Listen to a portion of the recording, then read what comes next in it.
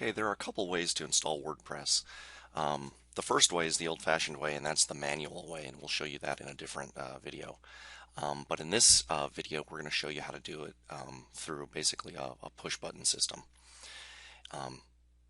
called Fantastico. There's another push-button system called Simple Scripts, which some other web hosts use. But for the purposes of this video, we're going to use Fantastico. So if you log into your cPanel and scroll down to Fantastico Deluxe,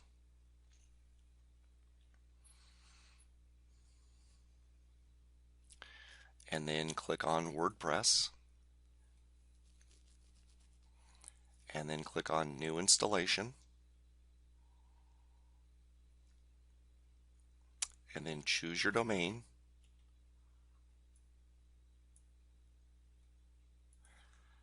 and then type in admin and some kind of password, and then choose an admin nickname, and then type in your email address,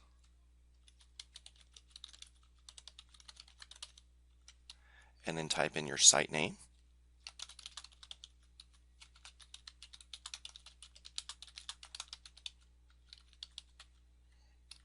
and then type in a description.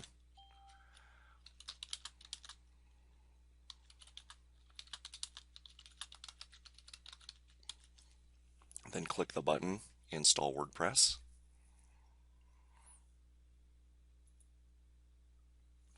And note several things. You want to write down what your database name is and your database username is. And you also want to make sure that the URL is right. And then you want to click on Finish Installation.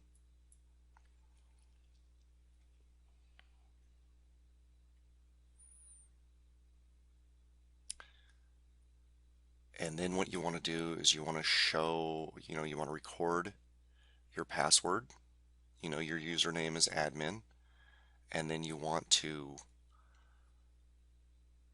click on this link in a couple minutes. It may not work right away, but it will work in a few minutes. So this is what it looks like. So I would suggest that you log in.